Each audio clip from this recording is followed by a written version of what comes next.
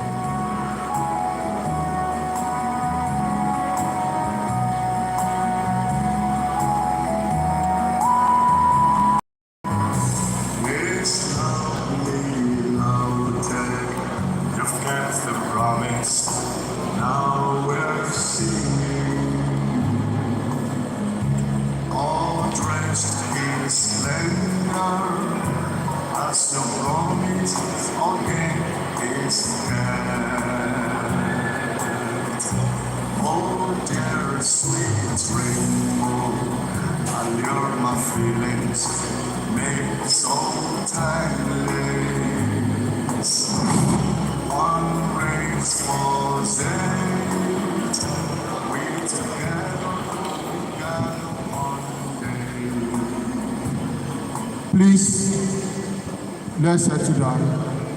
We are about to start the program. So please find somewhere to sit.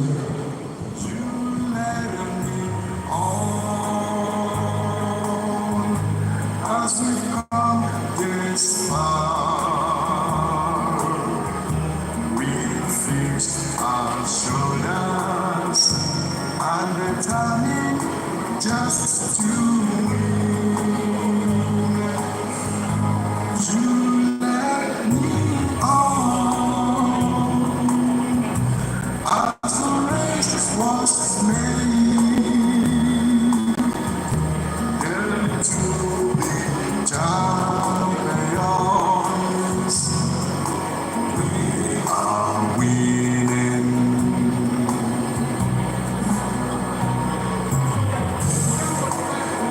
Please, let's be on stand, please. Let's rise to welcome the procession.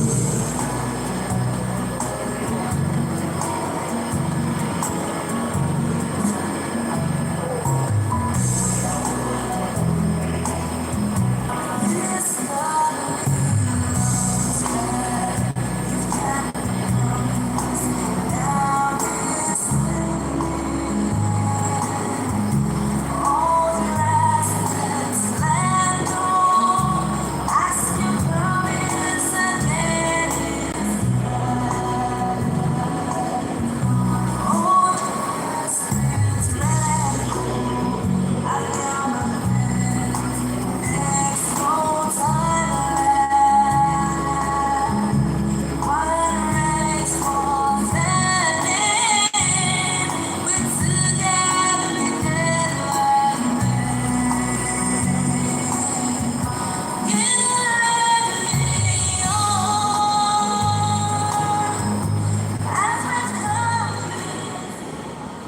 while still standing.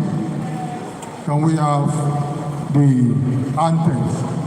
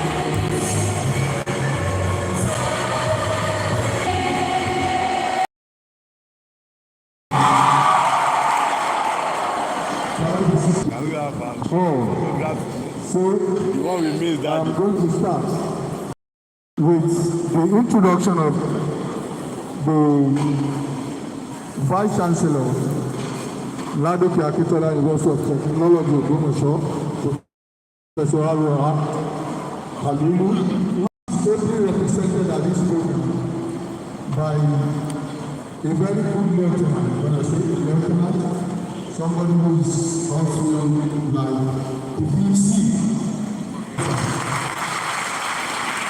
Professor Ogbomoso is the Dean Faculty of Science. You're welcome, sir. We also have the Dean of this great. When I say great faculty, I mean Faculty of Art and Social Science. Professor Fass, thank you very much, sir.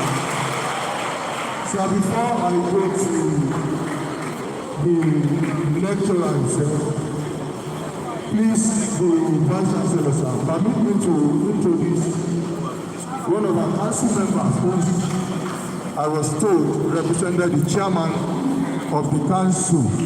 So please join me in welcoming Mr. I.A. Adeosun. Thank you very much, sir, for coming. We really appreciate your coming. Now, to our lecturer, please join me with a loud ovation in welcoming Professor Adejima. Thank you very much, sir. Professor Adejima is a professor of literary and cultural communication. Sir, I have dignities also seated here for recognition. And I want to start with His Royal Majesty, the Alapa of Okiapa, Professor Akintola. Thank you very much.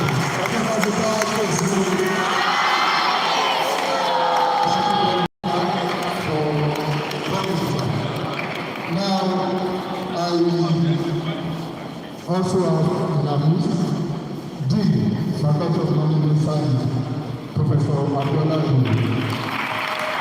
Thank you very much for coming. Now, let me introduce especially the wife of today's lecturer. And with honor, I want to recognize the presence of Mrs. O. Adiki. Thank you very much for coming. Thank you very much.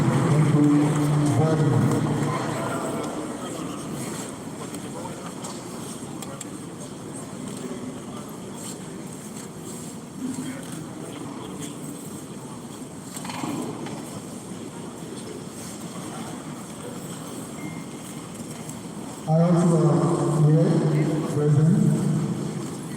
We have from the University of London. I want to recognize the presence of Dr. Foluke Ali Asi, University of London. Thank you very much for coming. We have Dr. Dawda Adishona from Kwasi.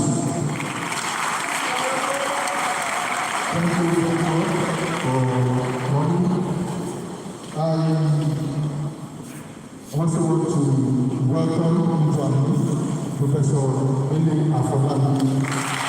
Thank you very much for coming. We really appreciate your presence here.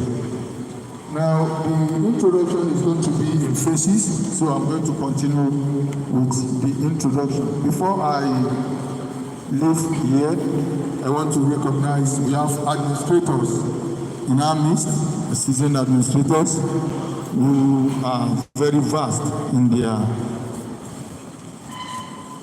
jobs. So I want to recognize the presence of Mr. V.S. Ayodele, the Deputy Registrar, is with the Open and Business Management. Thank you very much for coming. We have Mr. Paul Akambu, who is also the Deputy Registrar. Thank you again. We appreciate you. I also have the internal auditor of this great university. So welcome, Mr. Ismail. Thank you very much.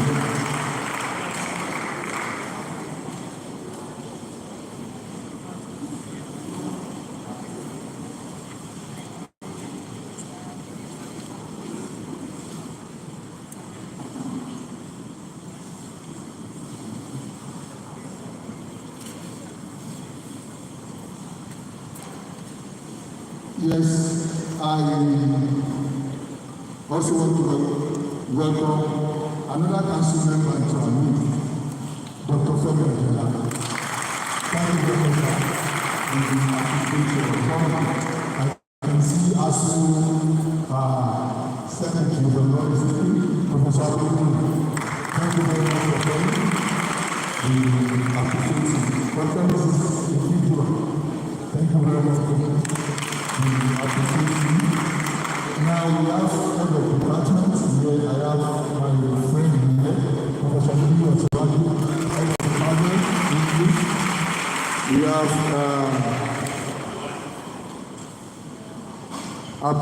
Professor Abori Shadi, HOD Philosophy.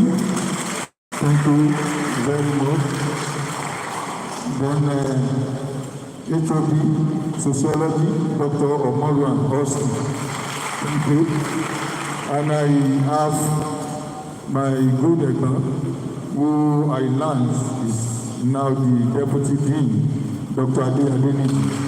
Thank you very much for coming. So like I said, the introduction is going to be in phases, so if I do not recognize you now, I will do that later.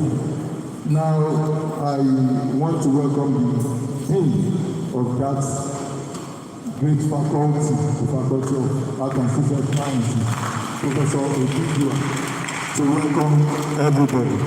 Thank you very much, sir.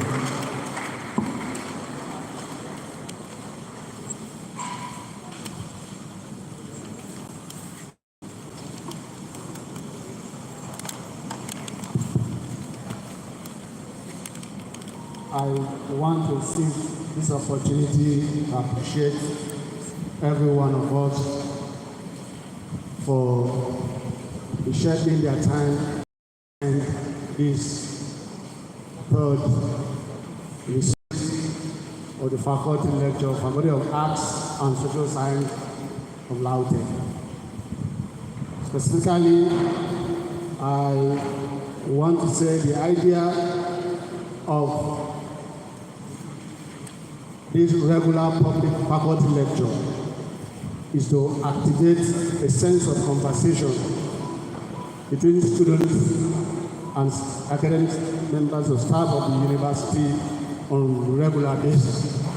The first in the series was delivered by Professor Temisa Vijua, the second by Professor Abdul Wahab Tijani, and the third, which we are having today, is going to be delivered by Professor Abese of the Resadu line, Professor Adejumo of the Department of English and Literary Studies.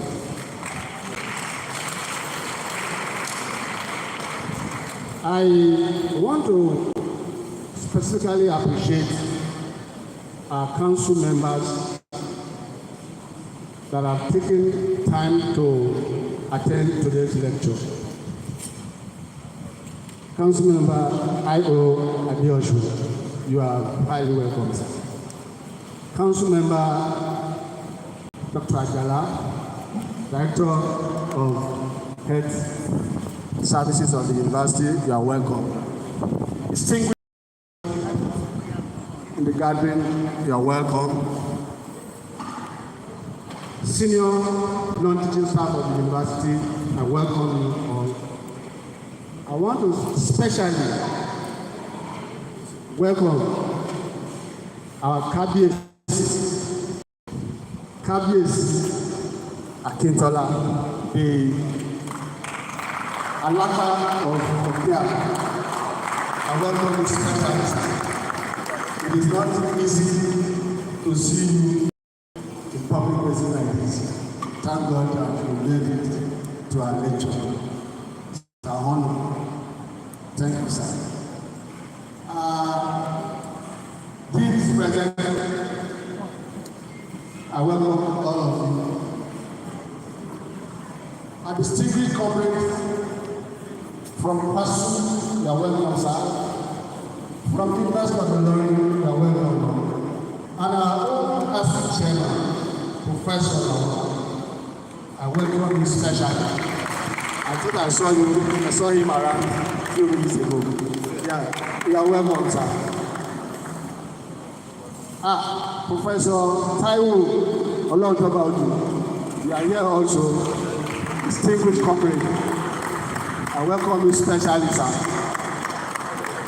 Professor Olontobaodu is a staff of the Department of English and Literary Studies on leave in that department here. So that department is a strong one.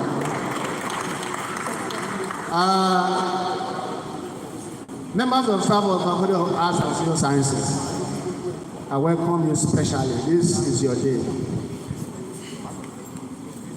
Greatest Nigerian students of the greatest Nigerian students, greatest of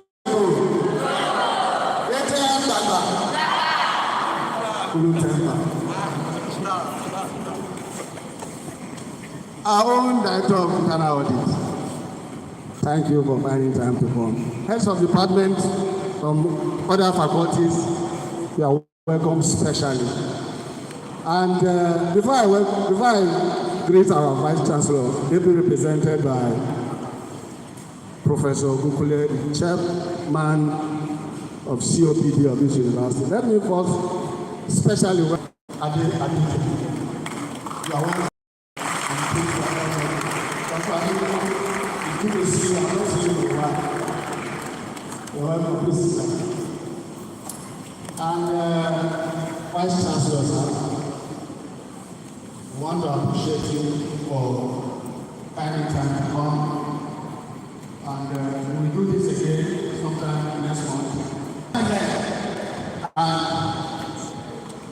Professor in the Department of General Studies, University, and the full Professor of Anthropology in the University of Transkei, Tanzania, South Africa. And the first full Professor of Anthropology in the Department of Archaeology and Anthropology, University of Ibadan. He will be the one to deliver the fourth of the series of the inaugural of the faculty lecture in August.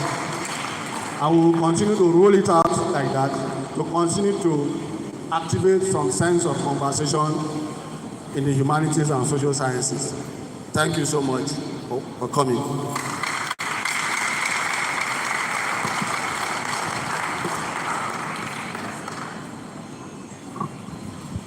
Thank you very much. The Dean, Faculty of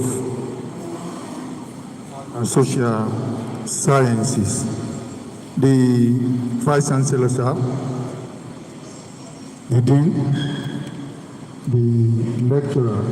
Please permit me to quickly recognize some important dignitaries who join us when you are making your speech.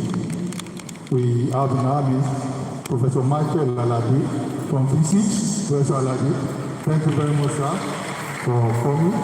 We have the ASHI Zonal Coordinator of Ibadan, Professor Oyegoki. Thank you very much, brother, for coming. We have the Head of Department, SLT, Dr. Ayola. Thank you very much. We really appreciate you. I also have the privilege of introducing to us the Chief Imam of this great institution, Professor Abdulwahab Tijani, who is the HOD History. Thank you very much, sir. From the library, we have Dr. Adu Ajala. Dr. Ajala, thank you very much, sir. The former librarian and the faculty officer of this great faculty, Mr. Sunday Bolaji. Thank you very much. We appreciate you. Now, we also have in our midst Engineer Mrs. Taiwo. Engineer Mrs. Taiwo. We have Professor Ayodele Olupenga from the college. Thank you very much, sir, for coming. We have Professor Olabode from Agri. Thank you very much, sir. We have Professor Nawal Yasu Chairman. Thank you very much, sir, for coming. We also have Professor Olem Toba from University of Ibadan. Thank you very much, sir. We really appreciate you. We have Professor Tomato. Thank you very much, sir. Dr. Yudeji, who is representing the body. Oh, sir. Thank you very much, Dr. Yudeji. Thank you very much. We have Dr. Afolabi. We have two things of Dr. Medical Science. Thank you very much, sir. And from University of Ibadan, who is one of our own before joining the University of Ibadan. So we welcome you here for working on everything. Thank you very much, sir. We really appreciate you. Now we move on. And I want to we move on to Google message, and I have the honor in inviting Professor Akin Odebumi for his Google message. You are welcome, sir. A round of applause for him as he comes to the podium.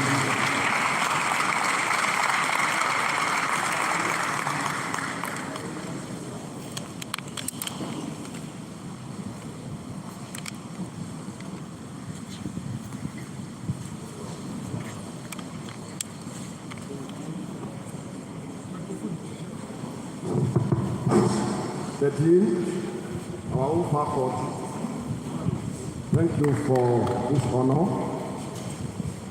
The Joyce is the celebrant. The lecturer of the day, Professor Adikimo, my own brother. I'm the Dean of the Faculty of Pure and Applied Sciences, my own friend and brother. Well, it's really surprising that I'll be called upon to make a speech. I felt like sneaking in and sneaking out, so I came very late deliberately. I thought we will have been a few minutes into the lecture. All the same, I feel honored to be here anytime. It's my own university. I've been known to the University of Ibadan, where I've been for some years. And I appreciate the fact that I know the two universities and the two of them have very high standards. So I appreciate your opportunity because I saw a gun's title and I was highly impressed. I have a very loaded day, but I think it's not going to be good for me not to be here to honor him. So I know what you are going to benefit. I know it's going to be a meal to remember forever. You are going to have a food, and then forever we will remember that we have encountered a scholar in Professor Adejina. Thank you very much for this opportunity.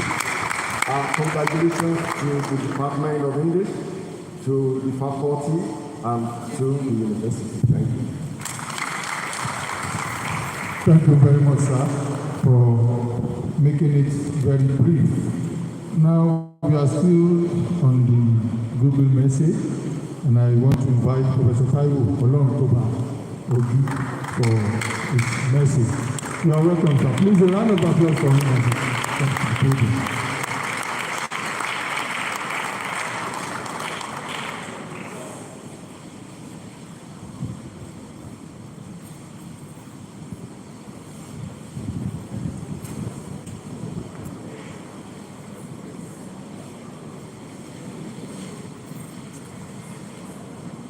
Thank you very much for this honor.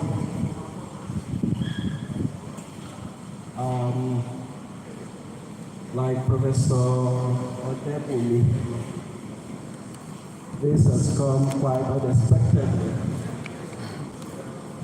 I was not expecting to see anything here today, just to listen to Professor Adejina.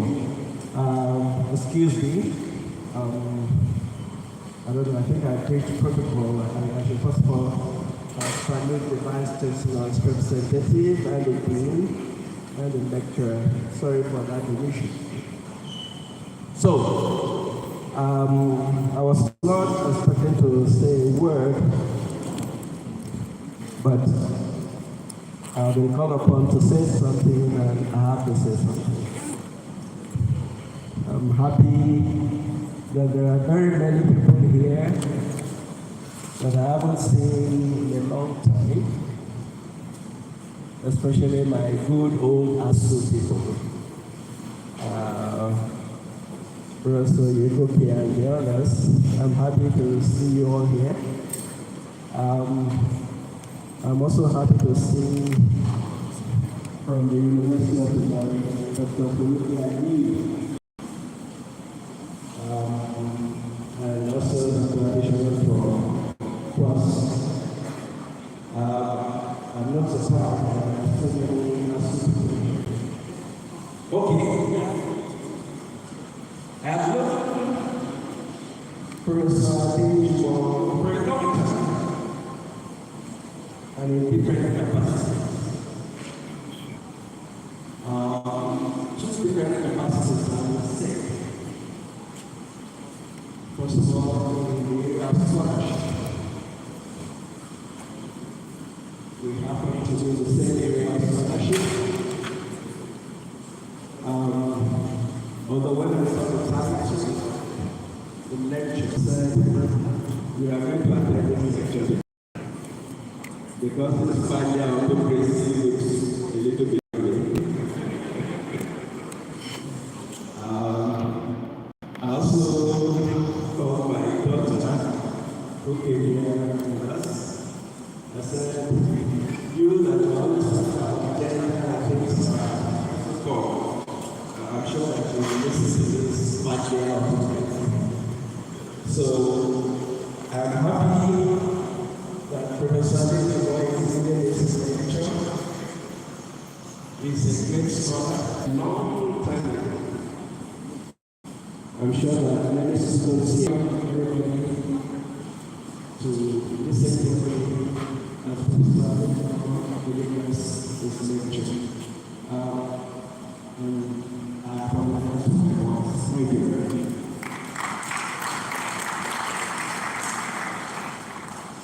Thank you very much. We do not have time, so we need to move quickly. But before then, please let me quickly introduce or recognize the presence of Professor Nikili Ezekiel from the Department of Chemistry. Thank you very much, sir. And we have another council member in our midst, Professor Margaret Ariel. Thank you very much, ma'am, for coming.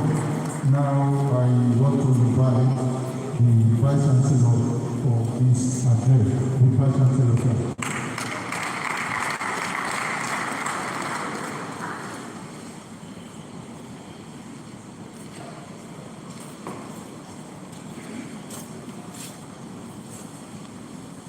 The Council Representative of Latin State at the Federal University of Technology and Promotion, other council members, namely Mr. Josh,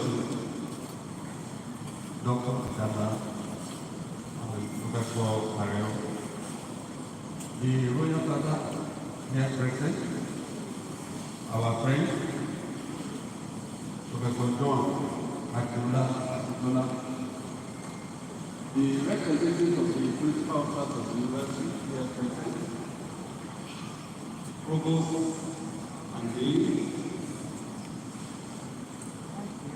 heads of department, all professors here present, ladies and gentlemen. I want to say that I'm here today in two capacities. In other words, I'm wearing two hats, although no one is sitting on my head. One of the hats is subsumed into the other. I'm here as Dean of Faculty of Applied Sciences and also to represent the Vice Chancellor of the University, Professor Ron Kalim. My coming here today is homecoming because the Faculty of Arts and Social Sciences is a child of my faculty.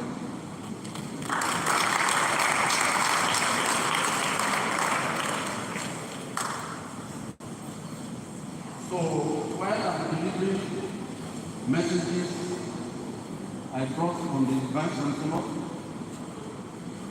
from time to time I will also chip in my own as representative of the father of this faculty.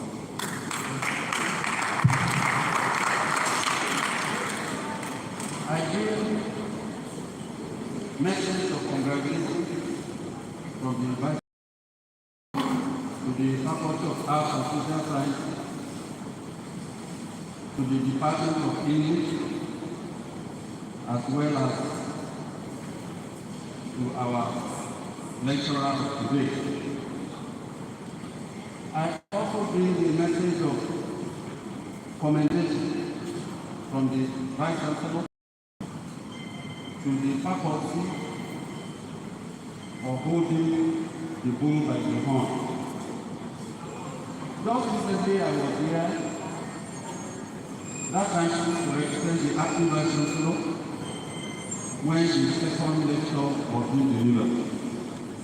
Within a short while, I'm back here to represent the Vice Chancellor in the third series of the lecture of the faculty.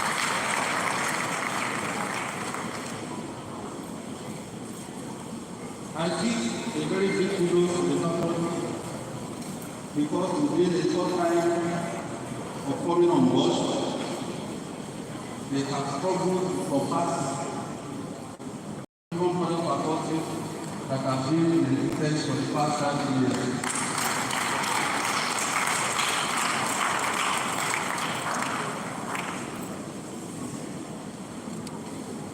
I'm aware that to start a nation is not as good as to sustain it. The faculty, after the faculty initiated in the reading of faculty lecture, the Faculty of Arts and Social Sciences took it upon themselves to hold the first lecture, the second lecture, and thereafter the third lecture is being held today, which means that they have kept the tempo high. Kudos indeed.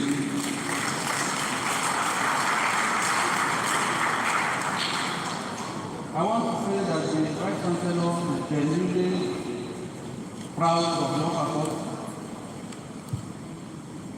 not only in terms of academics, but also in terms of the crop of people and the caliber of the people that make up the first bench of the faculty.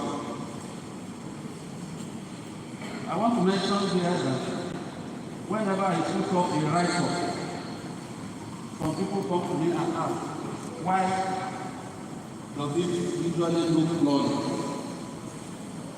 I want to say the secret today. I have two teachers of English. Whenever I draft any document, I'll be running after him.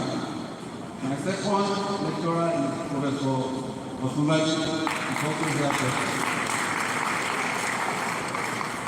I'm sorry that I thought I would tell you today. So I'm happy to be here because I know that there's no one that will come here today and will go back home safe. When I look at the title of the lecture, Failure, Hypocrisy, Family Wars, and Gender Denial within the context of Yoruba, all the grammar for Yoruba.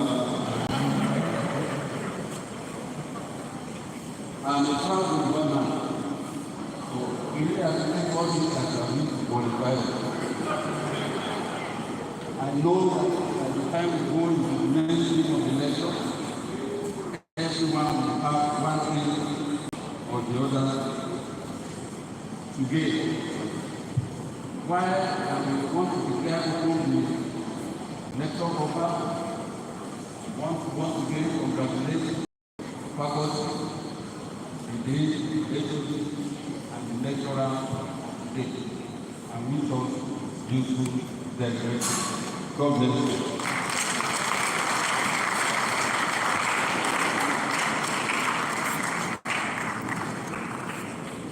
Please let us take the applause, please. Thank you very much, the Vice Chancellor, other important guests in the IQ. We are now at the business of the day. So, for the citation of the lecturer, please very welcome Dr. Ayola Gabriel, who will come out to read the citation of the lecturer. You are welcome, sir.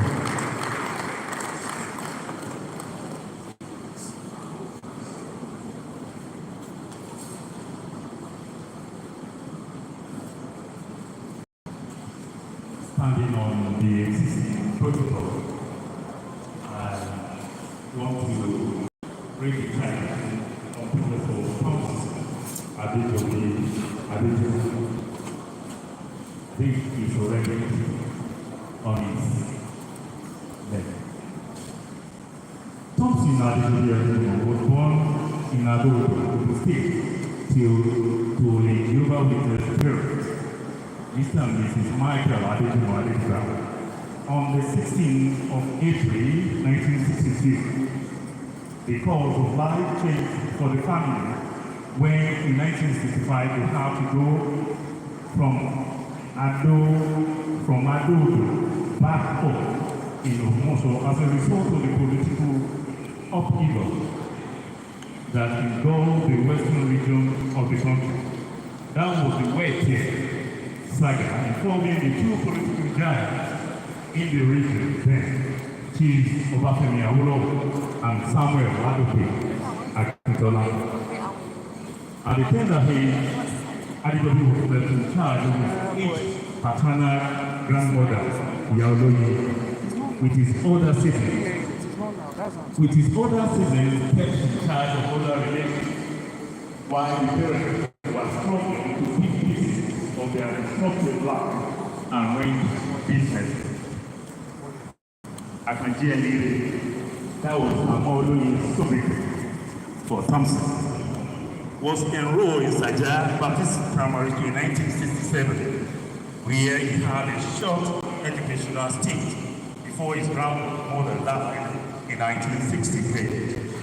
This incident necessitated the young boy's relocation to Iresadu to join his parents, where they were trying to refigure their lives in the relatively peaceful countryside then.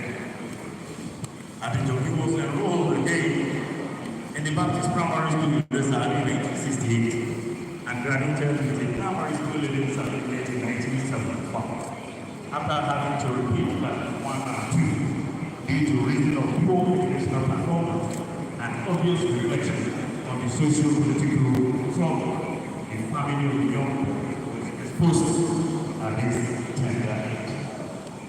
He proceeded to Methodist and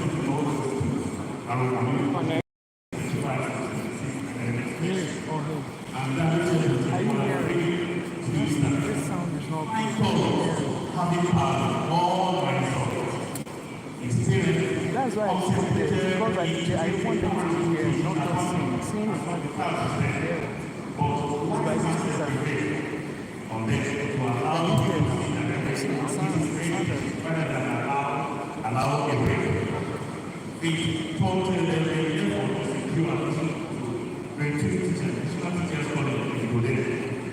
Again, through the assistance of leaders that who are taken, the pioneer principal of and a friend to his father, Adejobi joined his school at Form 2 in 1979 and graduated in 1983. He had his A-levels at the federal government college, Ogumosho, between 1983 and 1985. In 1986, he secured admission to the premier university, Ibadan, graduating in 1989. He followed up with an MA degree at the University of Ilorin in 1994 and a PhD degree from the University of Ibadan in 2008. His working experience. He secured the first appointment with Kwara State Government as an English teacher at Kwara Polytechnic Secondary School in 1992 and a part-time lecturer teaching use of English at the Green Polytechnic. He was appointed as an assistant lecturer in the General Studies Department, Lautech, in 1996, where he rose through the ranks to become a professor in 2017.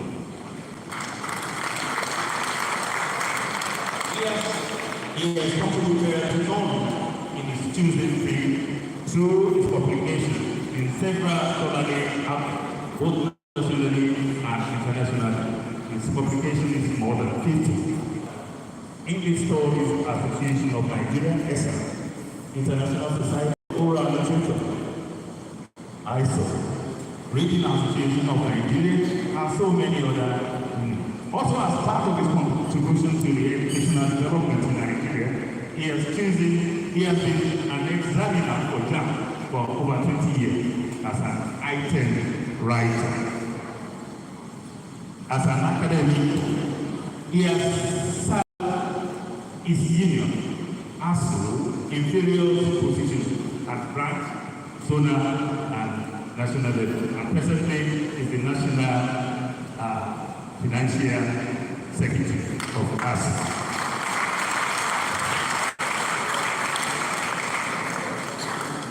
It is shown that here, Adejobi is an activist. An activist whose heart is full of love, his soul on fire, he stands for justice with every step, with every voice. He stands for the right of marginalized children. His compassion shines like a big bright, guiding those in need through darkest night. His love is a force that moves mountains, breaking chains and barriers, reaching the sky. That's why Dr. D.L. is a gentleman with gentle heart. He heals the wounded heart. He's a rainbow in the stormy sky.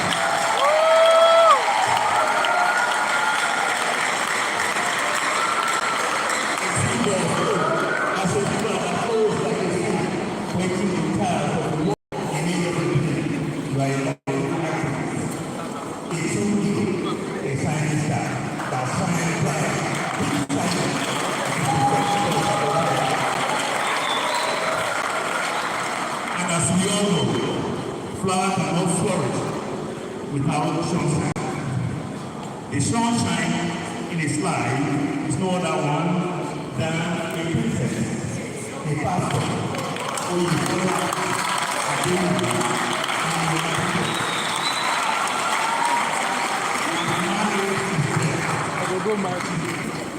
ladies and gentlemen, I present to you Thompson Adegobi. The protector of the men called the President. Thank you very much.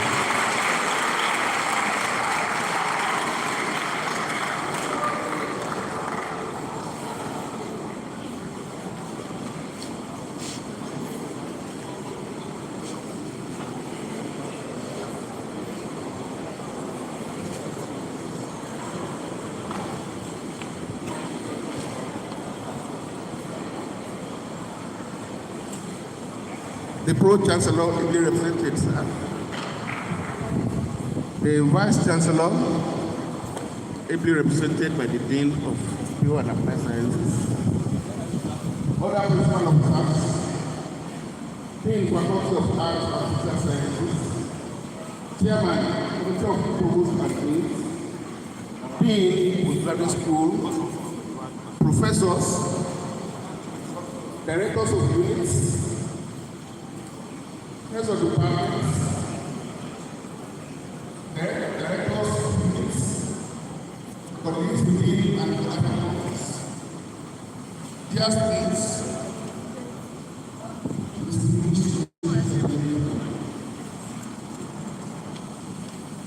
the topic of this session was proposed to because it addresses a fundamental question in society, wondering about the relationship that exists between genders that has created, in some instances, serious tension.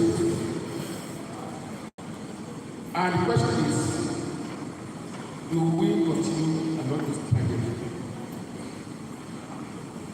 What should we do? And of course, in doing this, we have situated the discourse within the worldview of Yoruba. How the average Yoruba mind perceives the woman. How does the average woman or female perceives the male gender? What is to be done? A lot of scholarships have grown out of this. Phallocentrism and I woven around the perceived oppression and domination of the women, or domination of society by men. I will try to interrogate this in the course of the lecture. Of course, we try to look at the context of the Caesarean triad of peace and disease and sin. And we know where gender stands within this triadic relationship. And the entities are the women physicists, and if that is true, how do we resolve this crisis?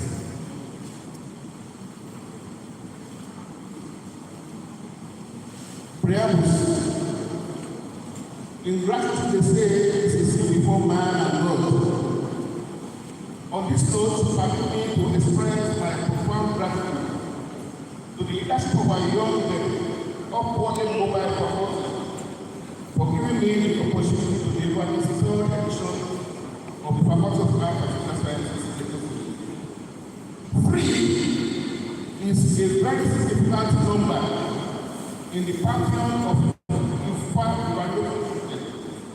Also, the number was built as a deeply spiritual numeral by Pythagoras, the Greek philosopher.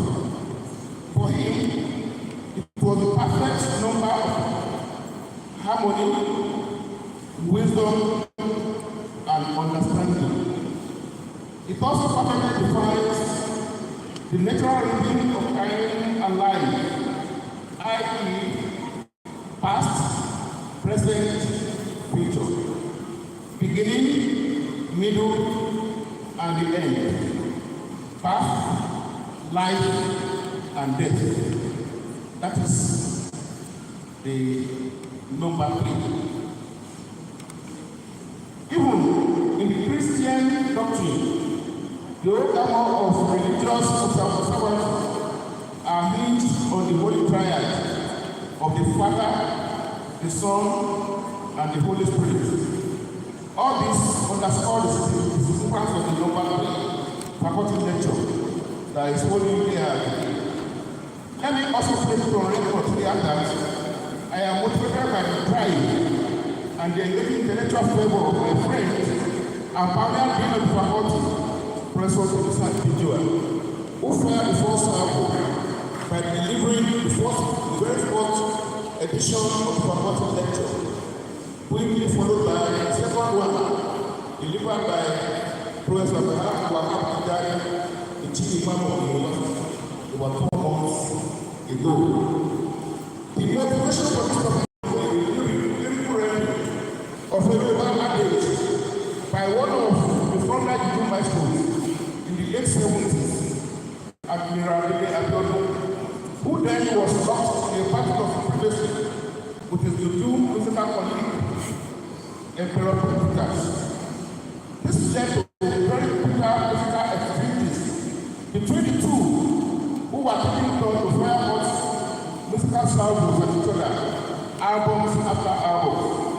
It was one of such responses to Peters that they don't know what to song.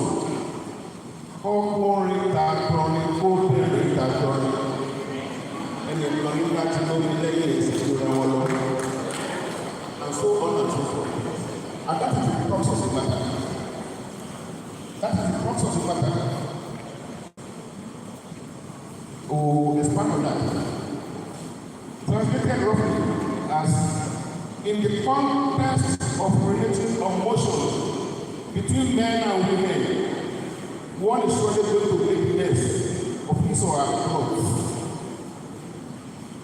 So, this rendition was occasioned by the rivalry between two musicians. It speaks volumes about the eternal rivalry between two genders, male versus female. This has continued to create tension between the two in every facet of life. Power growth and the attendant manipulative struggle strategies deployed by the two to control the society.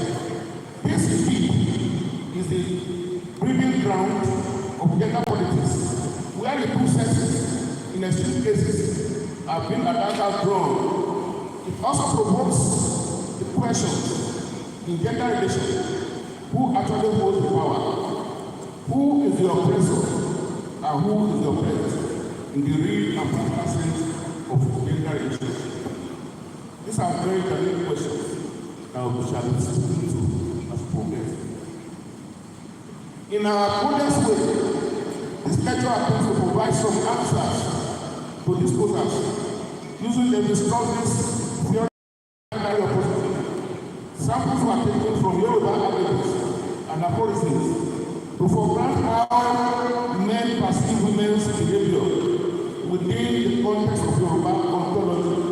We also attempt an examination of women's responses as counter-actions against the alleged male domination. Proposal for a more harmonious gender relationship in the society are offered at the end of the lecture. Mr. Vice Chancellor, sir, permit me to start this lecture by this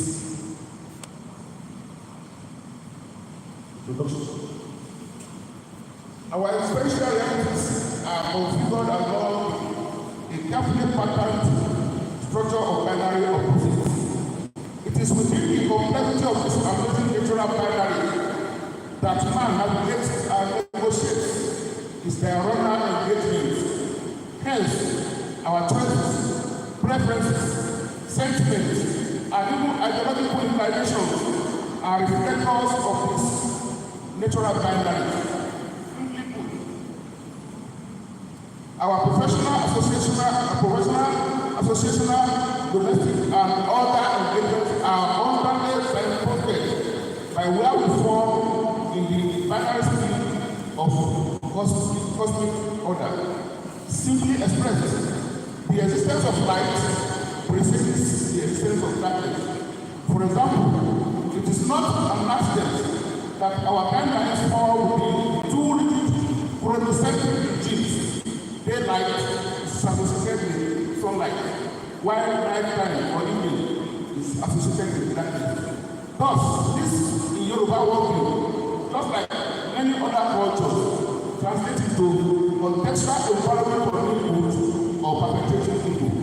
This is aptly captured in the Yoruba adage, Orula Sheka, being a bachelor citizen, would live for a long. Evil act is perpetrated in the night. Anyone who perpetrates it in the daylight will not go scot-free. Ingrained in our subconsciousness are the established binaries of our environment in every process of engagement. Thus, for example, we may be ignorant of wisdom if foolishness is not in existence.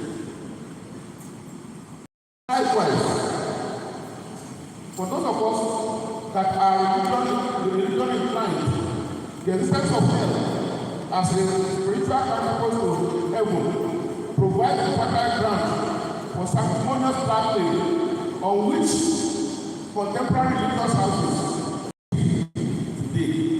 This naturalness of conceiving our environment, especially in opposite peers, let me hazard a guess here, might not be unconnected with the bicameral structure of our brains, having the tendency to organize our realities into split cognitive hemispheres. Over to you, scientists in the house.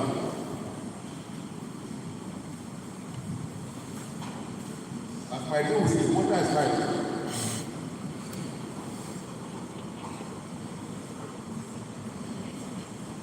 Theoretical background. This work benefits from Levi-Strauss's theory of structuralism. But before going into that, let me put on record here that the theory was not originally propounded by the Source. It was Hegel that had earlier propounded the theory of binary dialectics, where opposing thoughts interact and produce conflicting ideas. This leads to the production of the third force, which is the synthesis that resolves the conflicts generated by the originating conflicts produced by the system. This is a progressive system of differentiation and integration. Let me explain this further. If we say there is hell, there is heaven, and for religious people, they try, they operate within these two forces. Is there any third force for heaven and hell? There is a third force, which some religions also that there is no hell, no heaven anywhere. That if you do well, if you do evil on earth, when you die, that evil, by the time you reincarnate, that evil will come back to you. If you do good, and when you die, by the time you reincarnate, that good will come back to you. This also not in that order that while you are here, you choose where you want to go, and you act accordingly. You want to enjoy life when you come back, you do good. If you want to enjoy bad life when you come back, you do bad. That seems to me a third force. This theory was also later taken up by Fass, who took a look at the social structure, especially in the capitalist system, and discovered that there exists a fundamental conflict between different groups. For him, the need for survival forces different groups to enter into productive relationship. This generates its own conflict between the profit-conscious owners of factors of production and the workers on the other hand. This is at the base of the eternal conflict between profit and wages. When we continue having industrial action, it is a response to the perceived oppression and exploitation of the masses of the workers by the profit-conscious employers of labor. And if solution is not found to that relationship, that profit will not appear, and our fight is in peril. So anytime ASU goes on strike, don't blame ASU. It is a reaction to the continuous exploitation of academics by the Nigerians, the operators of Nigerian states. And that is what has led us to where we are today. We have teachers in the house in other sectors of the educational institutions in this country. Public primary and secondary schools have disappeared because of the bad attitude of the rulers and rulers of this country towards education. And according to Fass, there is a third force. And this third force is the dissolution of the capitalist system with the entrenchment of the communal system, where the wealth of the society is fully shared by all. That for him is the resolution to the eternal rivalry, eternal conflict between the employers of labor and the workers.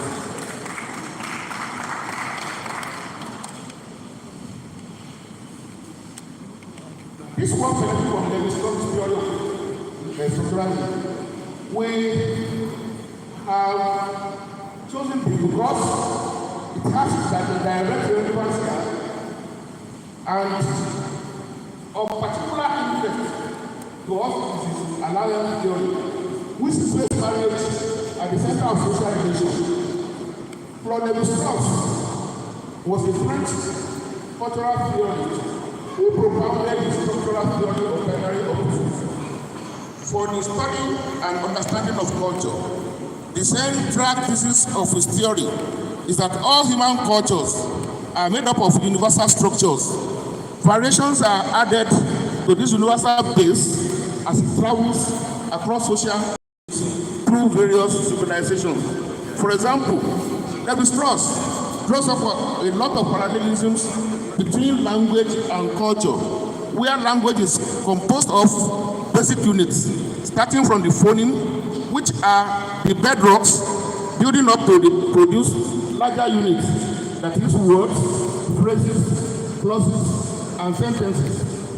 This, in social relation, equals to the individual, the building up to the family units, the kinship ties, and the society. It is from such social structures that society practices, mores, taboos, etc. have emerged. It is instructive to note that structuralism as a field of academic development emanated from the Saussurian linguistic theory. It gained prominence in the 1950s through the cultural anthropologists and later became impactful in social sciences and humanities. Structuralism was also greatly influenced by Roman Jacobson of Prague School of Linguistics, who encouraged the propounder to write who came out to become his most important book, The Elementary Structure of Kinship, which he published in 1947. In Strauss' alliance theory, marriage is situated at the center of social relations as against Brown's decent theory, which sees marriage as merely performing procreational role for the production of decent line. Located within this theory is a masculine ethos, which sees woman just as a means towards an end, that is the perpetuation of male line of descent. This, in no doubt, is a graphic demonstration of the signification of the woman person in the marital context. For Strauss, marriage is far more important than maintenance of descent. Rather, it creates a chain of relationship between wife givers and wife takers. Within this arrangement, incest becomes a serious taboo. However, sister exchange is not a taboo. It rather creates a network of exchange within the exchanging groups. Strauss, rather than dwelling on the phallocentric focus of Brown's strictures on the perpetuation of male line of descent, liberalizes the inheritance line where property can be transmitted down male or female line. This, according to him, fosters solidarity among group members by ties of consanguinity. For Kabiyesi, what is being said here is, in many Yoruba cultures, especially in Japan, it is only male member that can produce the next over. My age, listen to this. Some societies will vow that no female can produce the next line of ownership in their. But what is being said is that can be liberalized. Rather than see the women as performing procreational role to produce members of the line of descent. Wife exchange is encouraged to encourage consanguinity, and inheritance can be transmitted along the two lines. Which means that as I'm married to a princess of Rosado, our children can also ascend the throne. That for me would resolve most of the tensions that surround succession disputes in royal families. I hope my everybody agrees.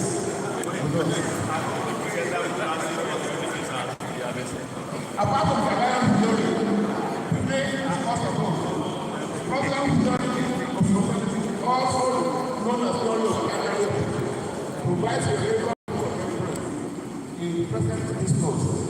Central to this theoretical postulate is the priority relationship between disease and and synthesis. Here, the human mind considers the phenomenon of our existential in binary opposites. Thus, whiteness automatically conjures the idea of blackness, good versus bad, rich versus poor, tall versus short, truth versus falsehood, and so on. In the Freudian triad, the potential tension created by these opposites can be resolved through the intervention of the conscious and purposeful mental agencies which create the platform as a synthesis. This is represented in the diagram below, and we have them. The above triad is usually described thus. The thesis is an intellectual proposition. The antithesis is a negation of the thesis. A reaction to the proposition and the synthesis solves the conflict the thesis and the antithesis by reconciling their common truth so as to aid a new proposition. See Ragnar and Tiffany Better editions in African ontology, Yoruba film as case study. You are now getting to the difference of the one. Having laid a theoretical background, we will now discuss the issue as represented by a Yoruba world people. They are not my views, they are the views of all of us that are Yoruba men. The traditional Yoruba is unapologetically patriarchal. In their proverbs, aphorisms, and wisecracks, samples of such are explored there for analysis and discussion within the context of the focus of this paper.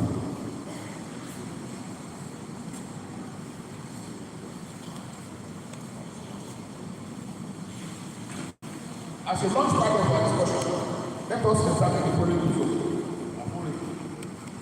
Ìtọ́fẹ́lẹ́ tó ní wọ́n rápá, egbò pẹ́lẹ́sẹ̀ ó ní wọ́n jàpọ̀tẹ́. Gómìnà bá pẹ́ nílé àwọn ilé ọkọ̀ àgbẹ̀ nígbà. Roughly translated as follows. When saliva overstays in the mouth, it must and over sore on the leg must be cancerous cause. When a woman has generations marital home, she must be liberated hand. The arrangement of images here reflects the natural predilection of the human mind to produce objects, ideas, and phenomena in binary opposite pairs. Here, saliva becomes a pair of epilepsy. Long-lasting sores fires the thought of gangrene sore.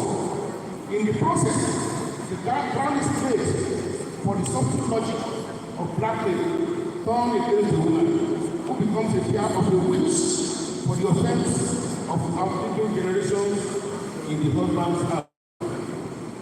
The tendency to construe every very ordinary as witches in some African contexts, for example, among the Yoruba, stem from the cultural biological concept. A woman that has gone past the cyclic ritual of monthly discharges is believed to have seen all in the marital context. She has gone beyond the amateurist level of marital engagement. As such, at times, she can stand up to men as equals in life experiences. The patriarchal mind of the African existence can have people. As a consequence of their talk, various devices, including linguistics, are deployed to clip the weight of such men and put them in their right places. How do we explain the criminalization of the woman for long life? Simply put, if a woman is a witch just on account of her longevity, what name do we have for men enjoying similar grace of long life?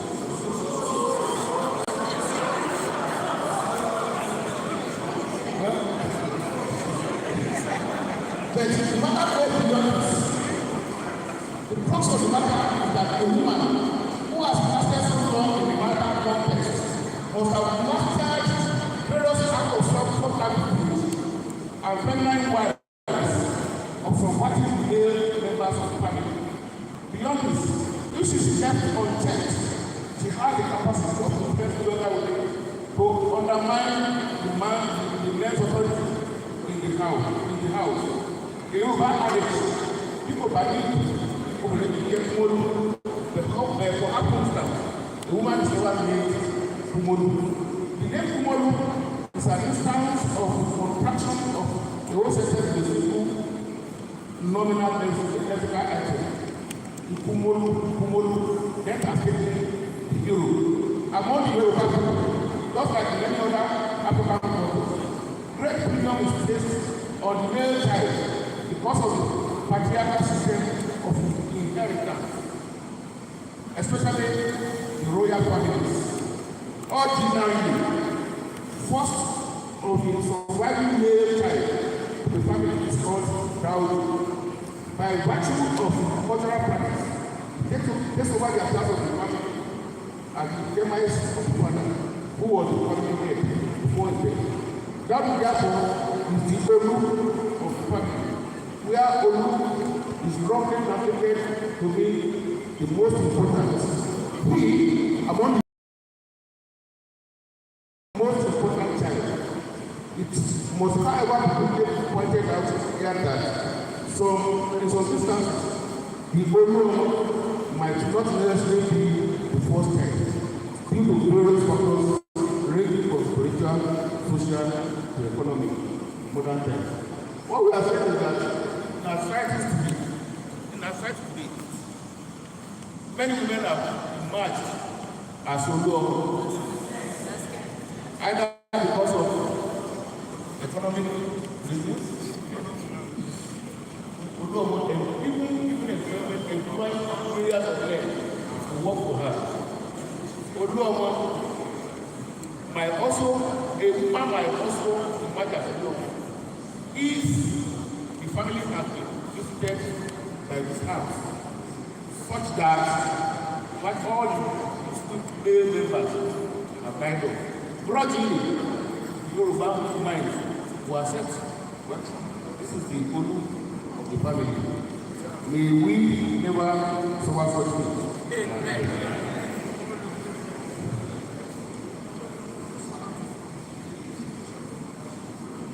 The importance of being an Oluomo is underscored by the Yoruba daily habit of prefixing the names of their children with the monomorphic word Olu. This is instantiated by such Yoruba letters: Oluwole, Oluremi, Olulabi, Olusola, Oludalapo, and so on.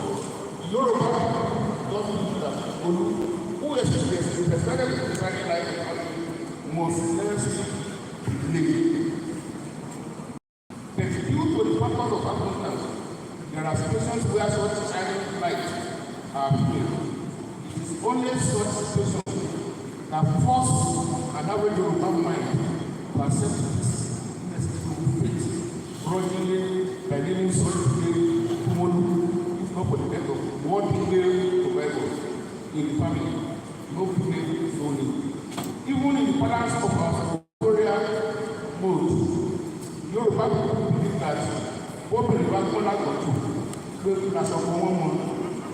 The ungracious success of the man is reflective of the wife's well. Those of us that wear short, skimpy clothes, all in the names of fashion. I hope your wives are not too wise.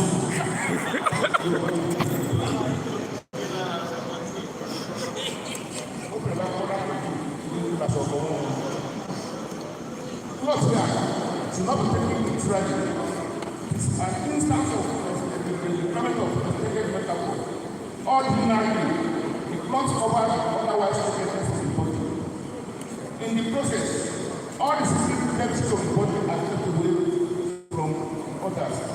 In the Yoruba tradition, part of the measures of determining real men is the ability to prove. Such men are regarded as men or elders with big stomach. Real men, in dealing with women, including their wives, should be able to give themselves vital pieces of information, especially the volatile ones with potential of creating crisis. We should not do that. Men should keep secrets from their wives. But there are some secrets whose time of revelation is not due. By nature, we are so wired differently that some can keep such secrets, some cannot keep such secrets. So don't reveal secrets that you feel that kind of revelation has not matured. That is what that word is saying. This does not mean that people have any around in the house. Food is also your wife. That in this house today, we have only 10 naira. So that's good. What happens thereafter?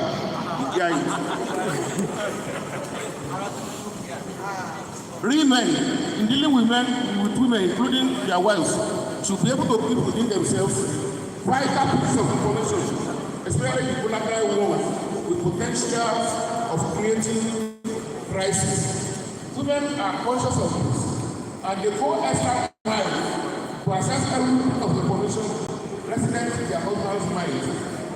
Superlatively calling women at times succeed in getting such information from their husband. When that happens, and the other men get to know, but such men lose respect among their peers. Nobody possibly complies in such men, because such men have been stripped naked for their placement because of the wives. Nobody possibly complies with such men. When this happens, the woman is said to have successfully used her feminine wife to reduce the length of the husband's travel. It is within such context that Yoruba cautions the wife no go with you to open the door and no regulate.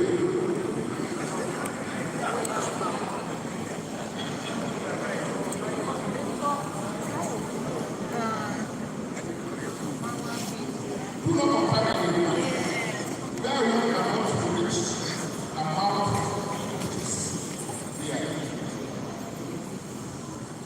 Let me explain. Yeah. Inu is the inscrutable essence of a man. You cannot, by know what goes on in the mind of a man. People here as you know. But exceptionally wise women or wise women succeed in assessing the core of the mind of their husbands. Even when such husbands do not want to reveal such secrets. And that is what this word is saying. If you do obìnrin kò tó ẹnu rẹ̀ ó tó bẹ́ẹ̀.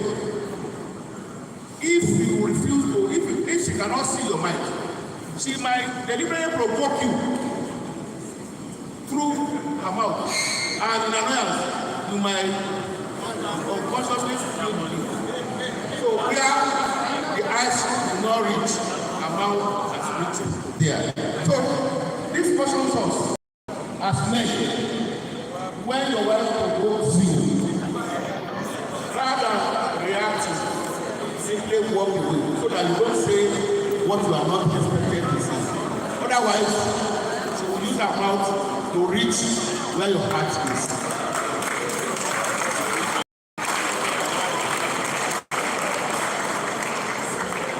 The second lesson is that women are not to be relied upon, especially when it comes to matters of people's needs. Unlike men, women are portrayed here as purveyors of information, no matter how it was happening.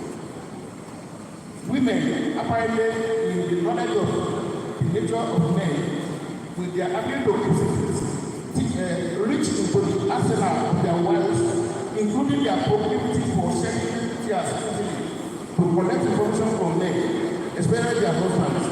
Powerful men are falling victims of this emotional blackmail to their wives and to their eternal regret. Whoever doubts this should read the tragic story of Samson and Delilah in the Bible.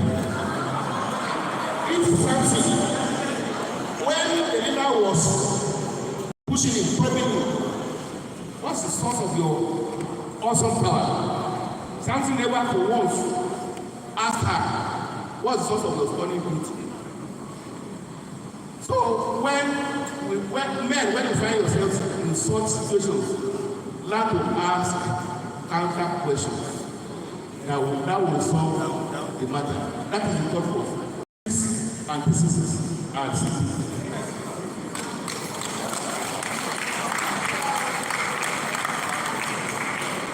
A big result of the contending gender binary opposition to politics is the entrenchment of the existence of fatherland as another issue without a law in reference to the great nationality. Or how else do we explain the differences that exist between fatherland and mother tongue? How does the father, with the capacity to run the land, has been so particularly bereft of capacity to own a tongue? Why we hear about fatherland, we only talk about mother tongue. As if fathers don't have a tongue. We should question that. How it is only within the linguistic politics of gender balancing that such possibility. Beyond this, the child's first and most intimate interaction is with the mother, and the mother therefore has the upper hand in shaping the linguistic acquisition of the infant. At the home front, this gender politics is actively played by women who through careful development of humanist wife Nicodemously put the emotional scale and affection of the children towards themselves, while the man is ridiculously portrayed as the wicked display of while they play the role of the comforter from the father's tyranny. Men, shine your eyes when it comes to the matters of discipline in the house. I am talking from experience.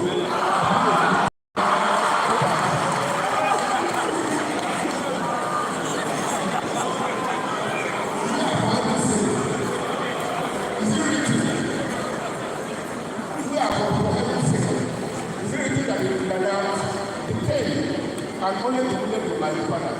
What happens to the mother's life? Men in the house, please shine your eyes when your wife reports your children to you in matters of discipline. When your wife tell the children, hey, you are done this, you will see what will happen to the way your father comes. And when we come, they report the children to us. The next thing is reach out for the day. You give the child, the mother, the next thing you see. Comforting, that's the way your father feels.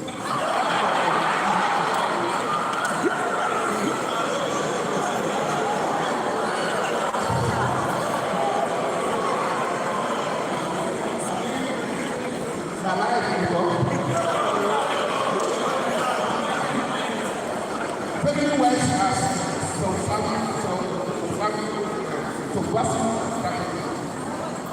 while all these are going on, women also are not right. They are represented in their own message. Also, the manifestation of pregnant wives and the various segments of physical interaction are purposefully targeted at the suppression of the so-called patriarchal autocracy in our society. How else do we explain the formation and active nurturing of various female-based professionals? Professional association. such as female academics, female lawyers, female engineers, female whatever. That is the one thing. Why have women not formed association of male lawyers, male academics, male teachers? The intention behind it goes beyond the ordinary.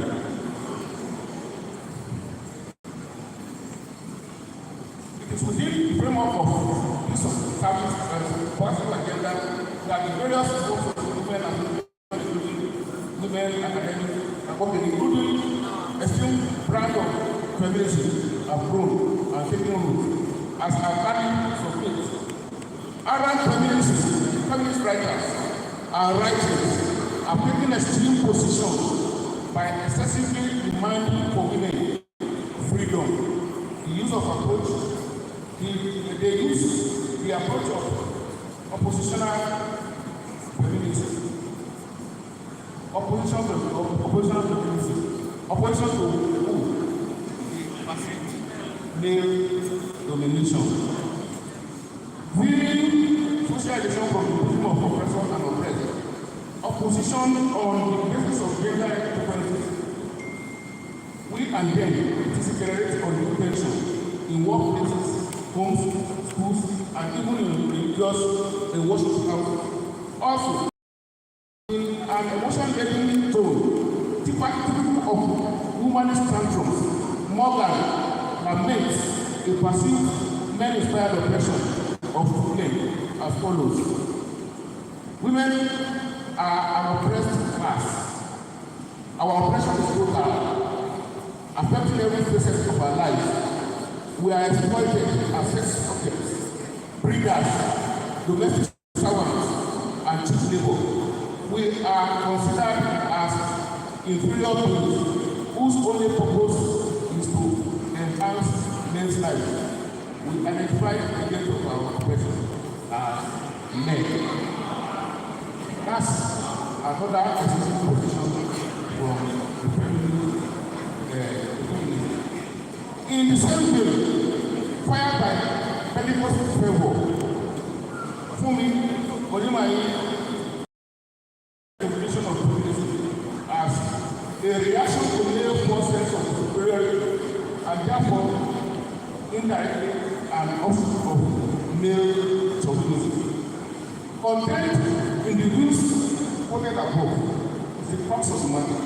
I.e., power relations between two genders is marked by suspicion and outright distrust. In such situations, meanings are easily read into even the most innocuous actions and statements. The truth be told, it is such consciousness that women may go out to subvert men at every process of life. In the process, every available device, including emotional treatment and manipulative wives, come handy as a useful tool against the male position. Esther Villa, a woman herself, in her controversial book, The Manipulated Man, explains that the rivalry of women is fired by the powerful urge and the need to own a will for herself. She labors to keep him to herself and treats him to care for her and her husband alone all his life. She too trickery makes roll stone of sisters and rewarded by full minutes of sexual pleasure. Sisyphus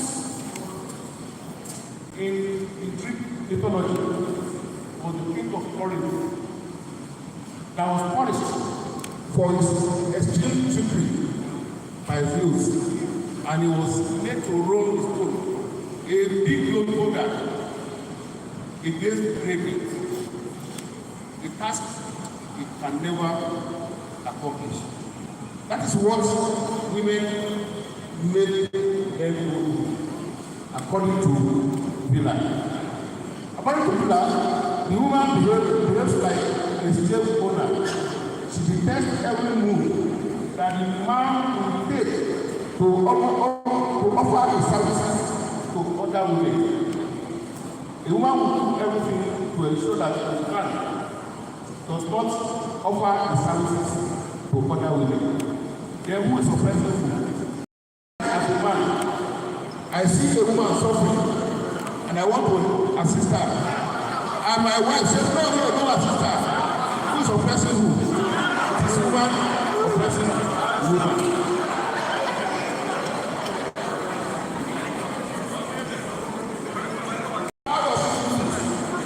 She committed present abuses in the man. One, she manipulated the stomach to love her family. And two, goes on an emotional affection and love for her alone. The Adam and Eve story is instructive here. Adam was alone in the garden, feeding himself, fending for himself until Eve came. Eve took over and took over his appetite, provides everything he needs, such that Adam could not resist anything that she brought. That when she brought the forbidden fruit, she couldn't resist it. That is what some of us, we are all talking today. Through the woman who has created an addiction in the form for the man, she pushed him against God, and the consequences are not one of them. One, she manipulates his stomach to love her food, and two, goes to develop an emotional and love for her. These two addictions are what I call the politics of stomach and the leg, through which man is eternally enslaved. When they say the way to a man's heart is his mouth or his stomach, that is what it means. So that when your wife, when you fail to whatever it is, to eat your wife, your wife at home, and she begins to throw tantrums, you are trying to make her schemes of creating an addiction in you not to work, and she insists that.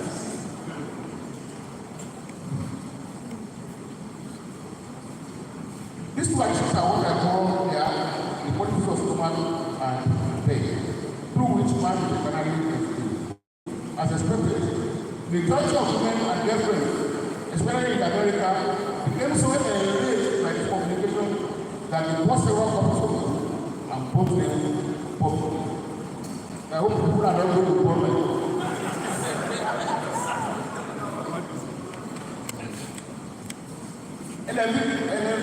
Helen Fisher, in her first contract, the evolution of the human behavior, debunks the notion of male brilliance or dominance over women's shortcomings in human sexual arena. Here, she makes reference to the evolutionary changes that women's sexuality has witnessed several years among the hominid ancestors. These changes have wired women to derive more sexual pleasure with the erasure of males in the human species, thus imbuing the woman with the capacity to make love all year round, and so on.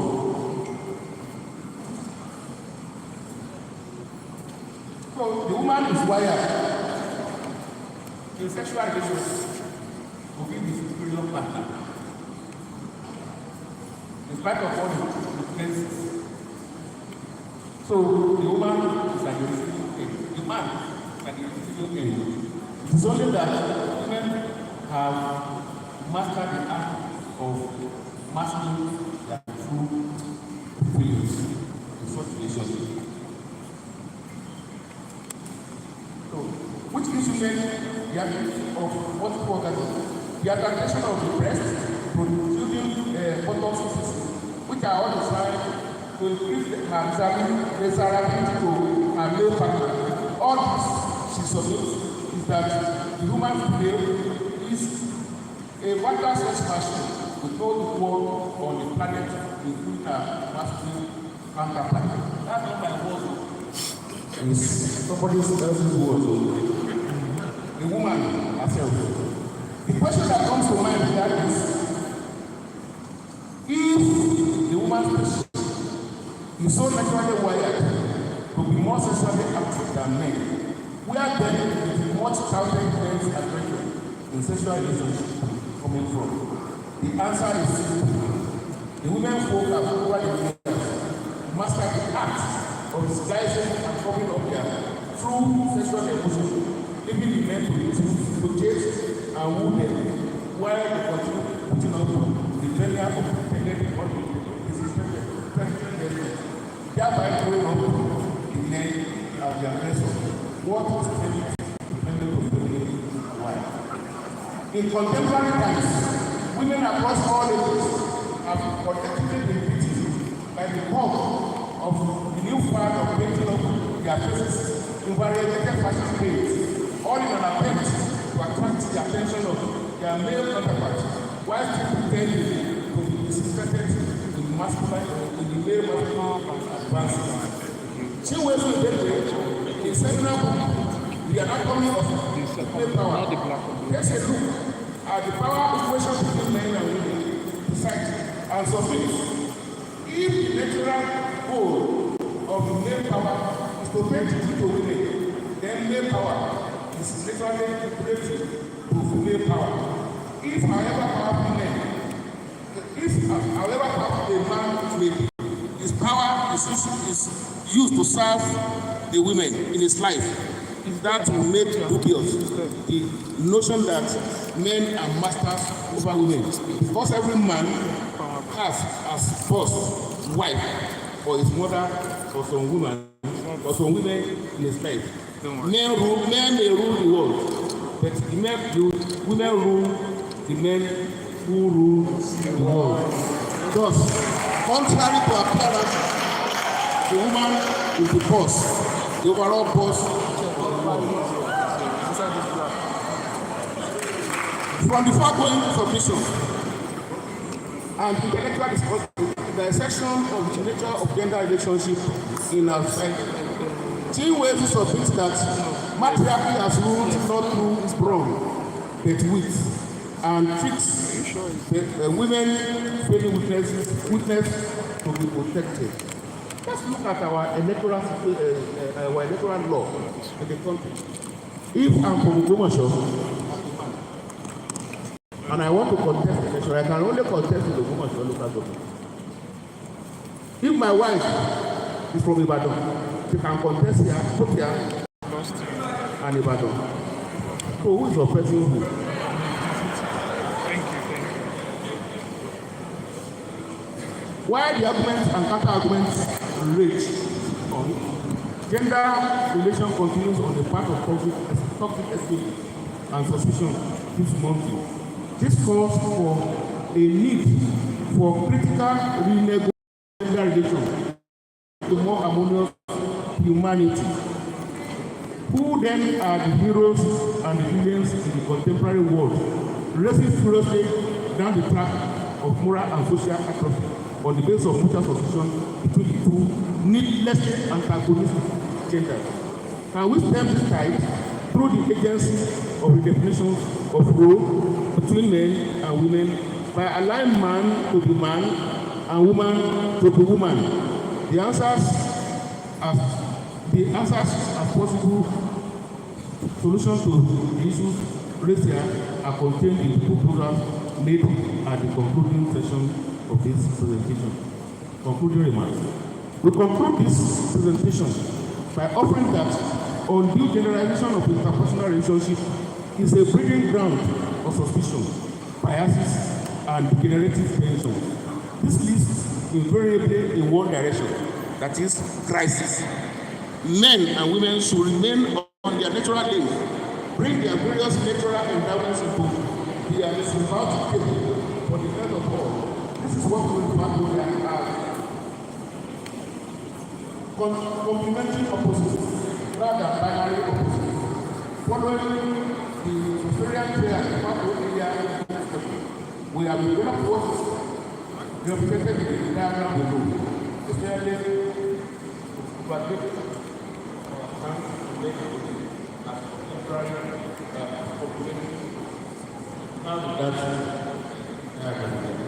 For peace to reign, the auspices of social interaction between men together as happened in corporate capital, we advise let the urinary habits of men and women be only known to nowadays. There is no basis for public display of urinary activity. Having said all this, there is no new method. There is no new method of navigating the tricky waters of gender issues and daily interaction. The alert is separable and here. Alert is what the person asking ó lọ yáwó lóhùn oṣù tó gbọ̀wé láti ṣe kó má ti ṣe ààrẹ.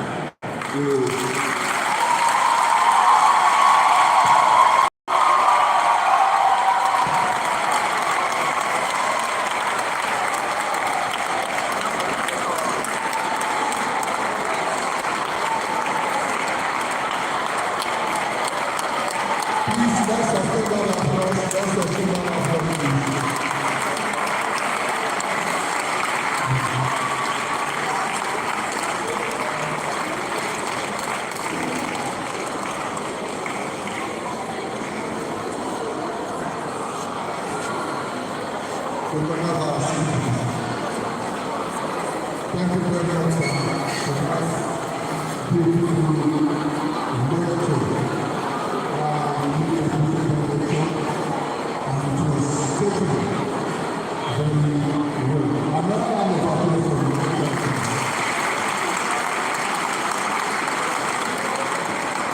Now, the Vice Chancellor, the Dean of the Faculty, the lecturer, please permit me to recognize these two brothers dignity. Switch to this speed still like this. Thank you very much for coming. We are the two faculty of the new lecturer from Thank you very much. Now we are at the comment of the convention, and this is how we are going to do as instructor.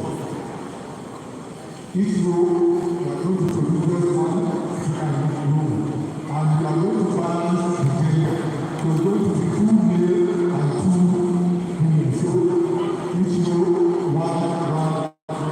So for this row,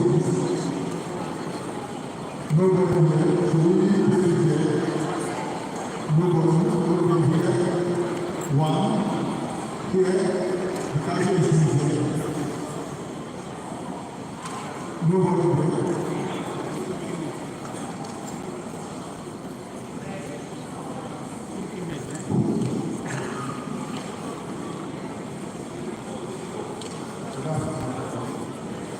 I start sorry. As it goes, Allah is it. Okay now. Sir, how can you advise us? Ẹ jẹ́ n sọ Yorùbá sá. Báwo la ṣe fẹ́ bá ọmọ wí bíi bàbá tí a ò ní dàbí ẹkùn lójú ọmọ? If I now chastise my child and the mother still comes behind the man, láti máa rẹ ọmọ, ṣé mi ò ní jẹ̀bi?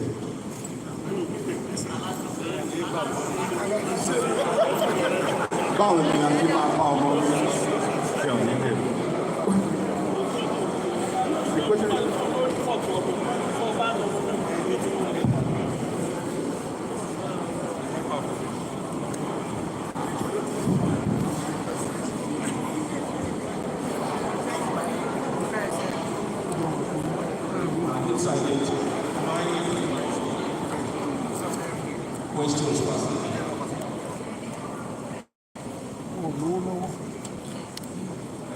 to have the attention of the electorate.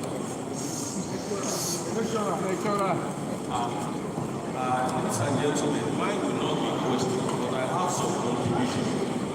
And I want to look at the presentation from traditional and cultural point of view. Why the speaker was presenting? Please, let's. Why the speaker was presenting? He talked about the royal families not allowing the female to enjoy the same advantage as male children. And the reason is obvious. The reason behind that is as a result of transfer of gene from its original place to another place. So there is dimension. So nobody will take that. Not only that, when a female is married out, she will have abandoned some cultural practices that she was engaged in originally. And she will surrender her names to. So, because you will not allow, you cannot bear the maiden name of the wife. You cannot. So there are a lot of things that will have been surrendered as a result of that.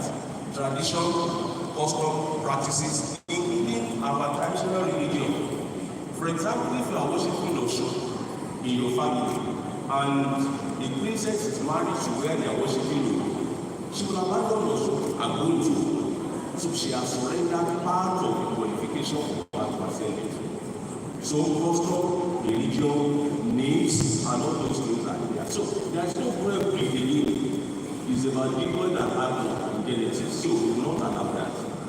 Number two, we talk about our father's land, our mother's story. And we can get the answer to that from the Bible.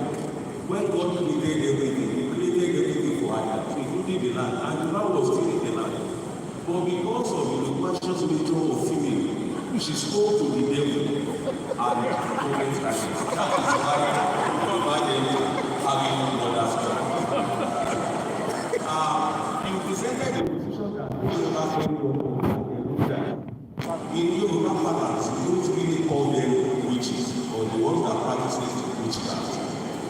They are product of experience as a result of longevity in that house. So they are able to foresee more than what the younger ones should see. That is what the advice say. We are not calling them that they are involved in witchcraft, that their masters show many things as a result of experience.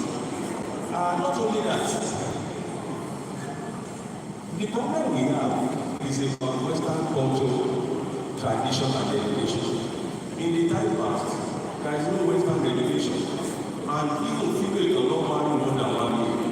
But it is permissible and allowed that for male to marry many wives, including the Yorubas.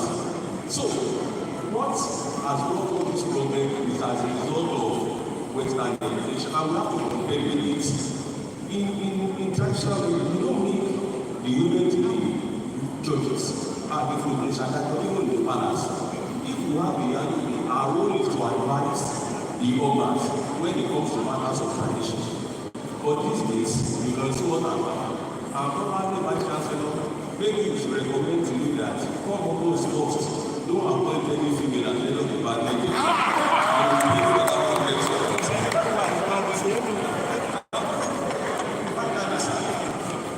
Science has taught us. Our forefathers, they were very scientists. The gene with each trait to our leader became developed by environmental situation. And that is the reason why we found many injuries in ages of things. In the warfare, it was definitely the real warriors are there because we have that gene for resistance and environment. And it comes, even they show the facts that you are doing. So, the issue of thinking my right to be what to be, I think that is a problem. Women are powerful. You are only powerful in the hands, in the name. But you should not allow them to express it when it comes to governance. And I mean it, except we are going to abrogate the monarchical system that is brought up. Apology to all of you. Thank you. Thank you very much, sir.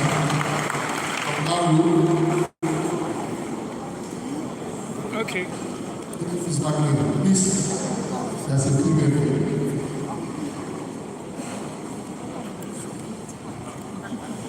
Good afternoon, everyone. Kudos to the lecturer. I really appreciate your lecture, sir.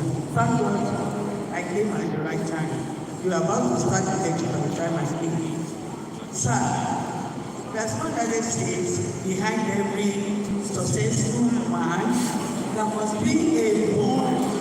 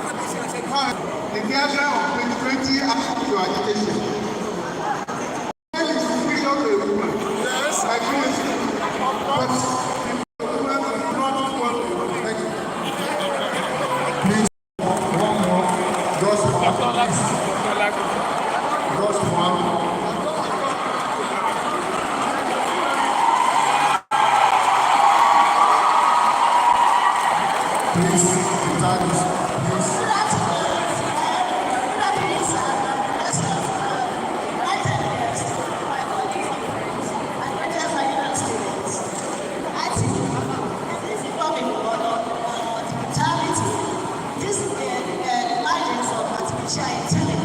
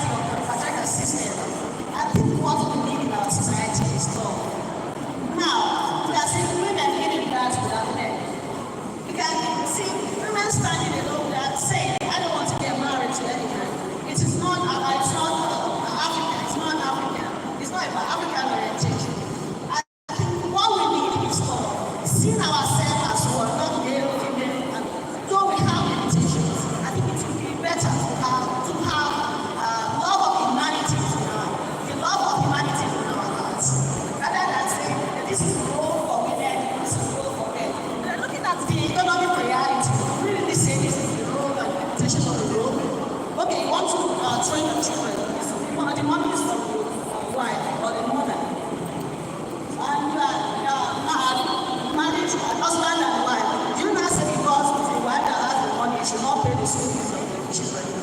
So what I'm trying to emphasize, the love of humanity.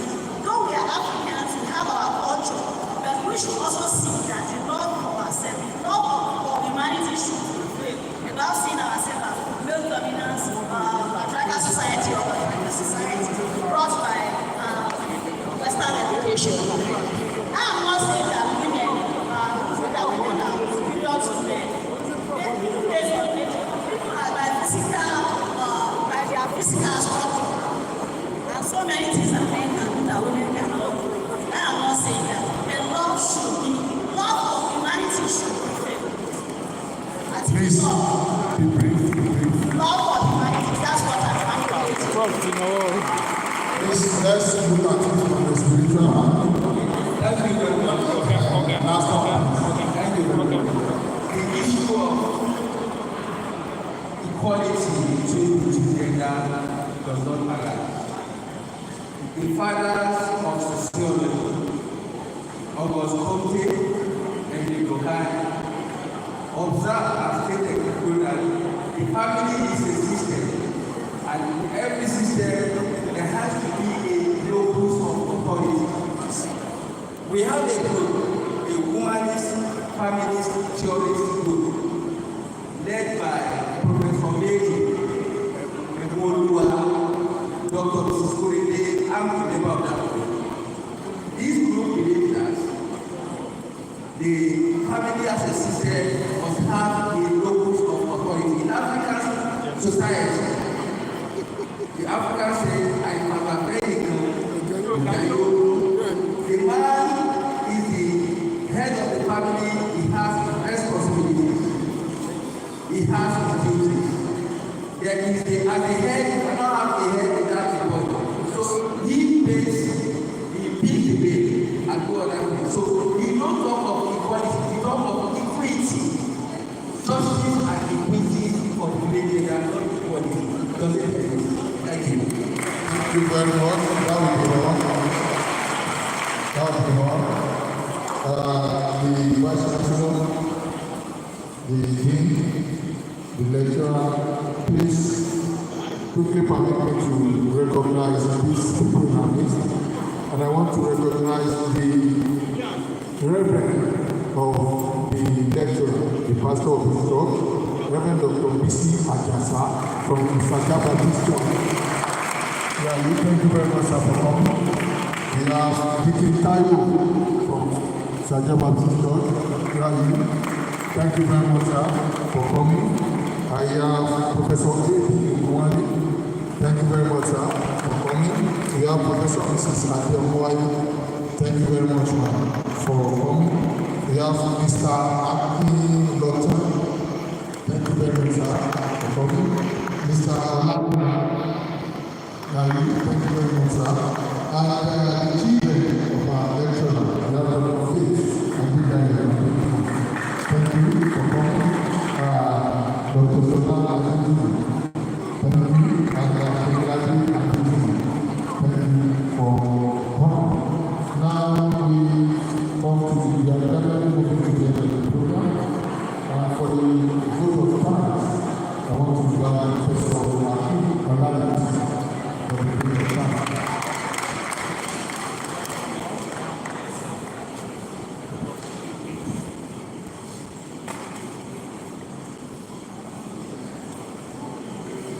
Good afternoon, everyone. On behalf of the Dean, Deputy Dean, and the entire faculty, we sincerely appreciate the Vice Chancellor for honoring our invitation, lecturer for giving us a thought-provoking lecture today. Thank you very much. We sincerely thank you for giving us the opportunity to be able to give today. So all our audience, we thank you for your attention. We thank you for your time. God bless all of you. Thank you.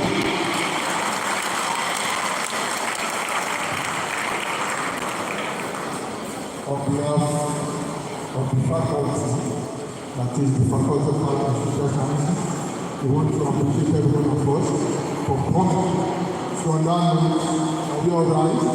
for our anthem, starting with the anthem.